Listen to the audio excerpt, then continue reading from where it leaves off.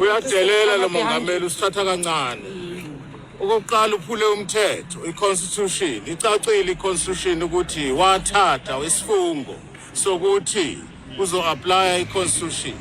Yena ucabanga ukuthi u-above the law, wenza into ayithandayo. Ama-processes abanye aba-subject akuwo, yena kafuni. Okokuqala ukuthi uzo-aphila i-ruling ye-Constitutional Court. I-Constitutional Court is the highest court in the land.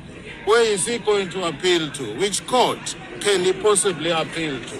These are the last kicks of a dying horse. Thina-ke siwumkhonto wesizwe asinayo isikhathi segwebu. Thina asikwazi ibhece thina. Sangizokwazi ibhece la.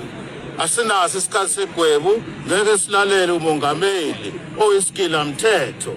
Othatha imali ayifihle, ayifake phansi kwamadola, angaboshwa, aclearishwe uSARS, aclearishwe iPP, aclearishwe bonke abantu, ama-institutions awa-controlayo.